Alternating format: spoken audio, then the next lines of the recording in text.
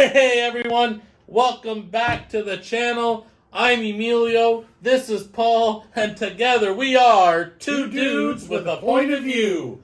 On today's episode, we are going to talk about 5 different destinations to go on for your cruise, depending on what you are looking for. Well, when you say destinations, we mean types, like The different types of cruises and where the destinations would be that you would more than likely go. Exactly. But before we get started, cue the intro music.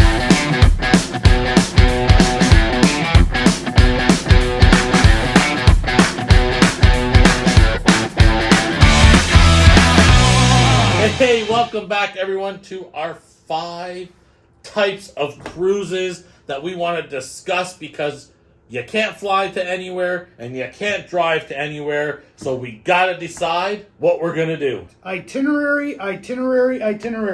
It's all about the itinerary, in my opinion, before you even decide which ship you're going on or who you're going with. I'm kind of stuck with yours truly here beside me.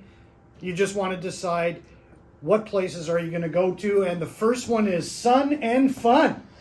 When you talk about Sun and Fun, my middle name is Fun. So let's talk about Sun and Fun. When you think Sun and Fun, what do you think? You think of white sandy beaches. You think of a big body of water to go swim in. You think of dolphins. You think of stingrays. You think of those fancy little drinks that come with a cute little umbrella on top. We're talking the Caribbean. Dun, dun, dun, dun. Guys, the Caribbean is the perfect place to go for sun and fun. Every stop has beaches. Every stop has something different to do. Every stop will give you a drink with a little umbrella in it. It is probably the most fantastic place to go if you are looking to lay on the beach, get a good tan, eat some great food, have some great entertainment, and just enjoy an all-around cruise. I've probably been to the Caribbean 23 different times, I think 16 times on a cruise ship, and I've enjoyed myself every single time I've gone. Now, it's gone to the point I don't get off the ship as often as I do, but when I do, it's straight to the beach, because that's all I want to do. I want to get sun, I want to lay on the lounger, and I want to go swimming in the ocean. My favorite spot to do that is Grand Turk, because literally the ship is, you're within swimming distance of the ship. That's how close the beach is to the ship. It's absolutely unbelievable. It gives you your own little private playground island. I absolutely love it. Anywhere you go, if you want to do beaches and fun in the sun, the Caribbean is where you want to go. There's thousands of itineraries throughout North America to get there. I know for myself, I drive to New York and head down. Bermuda is one of my most favorite ones for the sun and fun because you actually dock. Some cruise lines will dock there for 2-3 days. So you can get off the ship, you can go golfing, you can go to a beach, you can go try the nightlife. It's an absolute wonderful vacation. So just remember, if you're looking to go on a cruise and you're thinking sun and fun, it's the Caribbean.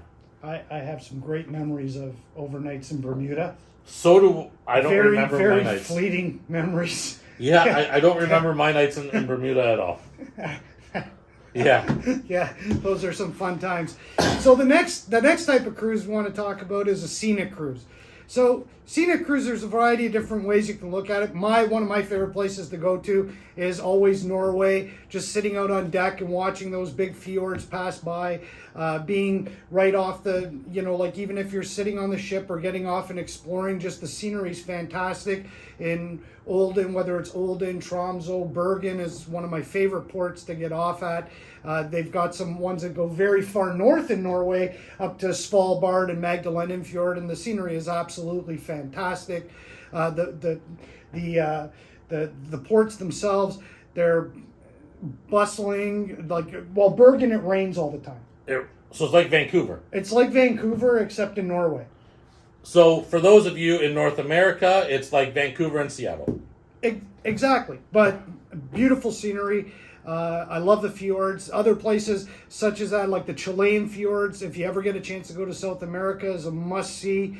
Even a river cruise. River cruise, if you like, you want to see a cityscape or city line going by, get on a river cruise. Go up the Danube.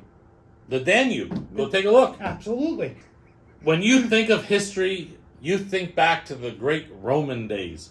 You think of Italy, you think of Greece, you think of France, you think of Spain, you think of all this rich heritage. Now, I know everywhere around the world has some really, really rich heritage in different areas. But when I'm thinking history, I'm thinking the Colosseum.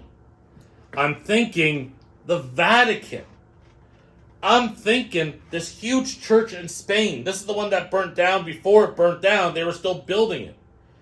I am thinking of the architecture that is all over Spain, France, Italy, Greece, absolutely everywhere. The history behind these cities. I think history, I totally think of like a nice European trip, getting in your car and driving through 4 countries in 1 hour because they're so close to each other. But there's so much history in Europe that if you're looking to go and, explore these communities and do some excursions. And the one thing, when you are in Europe, the excursions, they tend to be like 8 to 10 hours a day because there's just so much to take in. Like, if you look at this picture here behind me, this is when I went to Monaco, and I couldn't get into the casino because I was wearing shorts and sandals. They have a dress code. And they have a dress code. And it's funny because they have coat check for your cell phones. You can't really bring a cell phone into that casino. But I couldn't get in, but I was able to take a picture of me in the outside. Handsome little devil I am. Let me tell you. He didn't come. He wasn't born. He wasn't even the thought yet. But it's just so much. Like, Monaco has to be one of the cleanest cities I've ever gone to, and I would have never made it unless I went on one of these cruises. And it's just absolutely unbelievable. Like I said, the history behind everything is unbelievable. Every building is almost like a heritage building. The Colosseum, how it's still standing is beyond me, but I cannot put into words what I saw with my own eyes when I was going through all these European cities and everything like that. So if you're looking to get a lot of history and you want to learn about what happened and you want to see some of the places, a European cruise is one of the best cruises you can possibly go on. And I know we'll have some naysayers in the comments that will say, well, what about this city? Well, listen, there's history absolutely everywhere you go. I'm specifically talking the amount of history and the amount of tourism and the amount of sights to see while you are in Europe is bar none the best. Yeah, and going on with history, like one of my favorite places to go to as far as history is concerned is Istanbul in Turkey. There's thousands of years of history there, but literally when you walk off the ship, it's like walking back in time. You see structures there from the Roman Empire. You see structures there from after the Crusades. So, the history is a big thing. Yeah, another one is if you're doing a Red Sea cruise, getting off in Jordan and getting a chance to go to Petra, or getting off in Alexandria and getting a chance to go see the pyramids. There's history everywhere. It's amazing. Okay, and cruises is the way to do it. All over Europe, because you get to see a little bit of everything. And you wouldn't get a chance to, like, if you were going on something other than a cruise, you would have to book like an actual excursion just to that place. Yep. And spend like days or even a week to even get a chance to explore a portion of it. Yeah, no, 100%. And the one thing I like about cruises is it gives you a little taste of a lot of different things. And then you can decide down the road if you want to go and stay there for multiple days. Absolutely. Sorry, before we go any further, I got 2 things to say. Yes. An adventure cruise to me is after a night of a couple of beverages is making it back to my room. Yeah, that is an adventure for you. It is 100% adventure because the amount of people that I've woken up on cruise ships at 3:30 in the morning is unbelievable. Including his roommate when he decided to order room service for $20 for himself. The best thing about cruises, when you order room service, you can order everything on the menu. So I did. He did. The chicken fingers and the cheesecake, though, were delicious from what I can remember. I don't remember anything other than stepping on the food in the morning. Exactly. But before we go any further, I know Paul has another cruise that he wants to talk about. Guys, please, if you could, hit that like button, even hit the subscribe button. It doesn't cost you anything. We're not going to spam you with email or ask you for any money. It helps the channel. It just gets us into the YouTube algorithm, which is very, very important, apparently, so more people can see our videos. And hopefully they get not only some information out of it, but a little bit of entertainment to brighten up your day, because even though he's not funny, I'm hilarious. And I am just, I'm hilarious. Go ahead, Paul. You are pretty funny. I am. So adventure cruising. So there's different types of adventures. So there's adventures such as going to Antarctica would be an adventure. That would be an amazing adventure. It'd be an amazing adventure. Alaska. Adventure cruising in Alaska, going, like Beautiful. whale watching. Even though that's kind of scenic, it is kind of an adventure. It's totally an adventure because I think it's a completely different cruise because it's one of those cruises that I believe you have to wake up earlier so you can see the icebergs and the whales and Well, and you and can pulling also into the ports. you can also do things like go ziplining or go canoeing or getting on a helicopter ride. So that is adventurous, and you That's can do very the same adventurous. thing in Central America. Costa Rica is one of the most famous places on the planet for adventurers. Getting out and exploring waterfalls. That's adventurous. Going in the Far East. Or even going down to, you can get on cruises that go to Australia and New Zealand, where you can get out into the outback. Oh, can you imagine? Crocodile Dundee. I would stay in the hotel. Yeah, you probably would. I'm afraid of kangaroos. Adventure cruising, and one of the ways that you determine whether or not you want to go on an adventure cruise is look at the places that the ship is going to and find out what kind of adventure activities they have.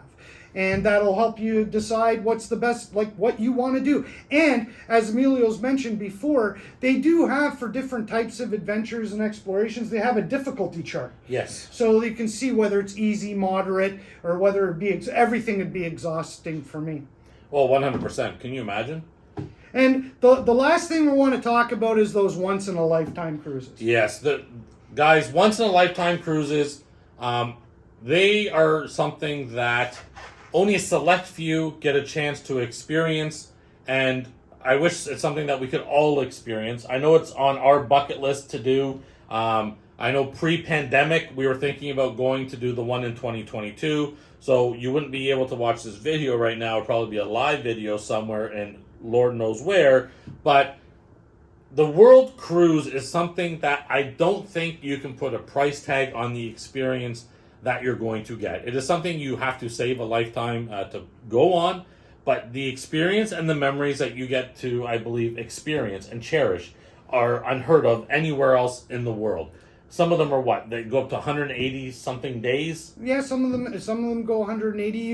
You can also do, like, one of the things about that I love about doing the World Cruise, even though, like, when I was working on a ship, I got to do 5 of them, so I was blessed. I mean, being able to although I did lose days when we crossed the timeline, and sometimes I got days back. Well, that's crazy. Which was crazy.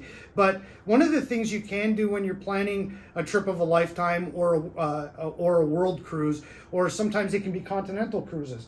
There are world cruises that'll go around the world. Yep. Which you get to stop in places that otherwise ships don't go to, like when you do the islands across the Pacific is fantastic. But you can also do them in segments. So you don't have to book the world cruise and do the whole thing. Some of them are 180 days, but you can book them in 30-day increments. So Correct. You can pick a portion of that world cruise of maybe a place you didn't go to. There's also other cruises that do round Africa, which is considered to be like a world cruise itinerary because they're 90 days, but they're just going around Africa, maybe going up through some European ports, back through the Mediterranean, through the Straits of Gibraltar. You have the South American cruises, which will go around South America, which is absolutely fantastic, go down as far as the Falkland Islands, then come back up and go through the Panama Canal. And those are once-in-a-lifetime experiences, which I think everybody should take a chance on doing. 100%. Now, whether you're a novice cruiser, whether you're an experienced cruiser, or whether you're someone who is thinking about going on a cruise, my advice to you is to book it. Book it and go experience for yourself. From someone who went to Vegas every 6 weeks religiously, would go to Cancun, and I've been to Jamaica, I've been to all these places, I've been to all these resorts, I've been to all these all-inclusive resorts, and I took one cruise one day because I got it as a promo while I was in Las Vegas. I have not gone anywhere else since 2013, I believe it is. I have not done anything except cruise. I was trying to do 4 cruises a year. Last 2 years, I have a lot of making up to do. The Cruises and even a 7-day Caribbean cruise to me is a trip of a lifetime if you've never ever been on a cruise to experience it. I've had family members that have gone on in the past 3 months, and they now have that bug where they've already booked a cruise for January of 2023. Yeah, once you've done it, you really find no other way to travel, really. 100%. To be honest, yeah. Well, guys, listen, I hope this video gave you a little bit more insight. If you have any other questions or comments, please just leave them below, as well as, once again, like and subscribe to the channel. It helps us out a ton. We'll really, really, really appreciate it. We're working on getting some Two Dudes with a Point of View merchandise. Nothing crazy because we're just starting out, but probably some pens and maybe some magnets and stuff like that. So if you are subscribed to the channel, let us know. We'll be glad to mail those out to you when we get them. But other than that, everyone have a fantastic day. I'm Emilio, this is Paul, and we are Two Dudes with a Point of View. Have a great day, everybody.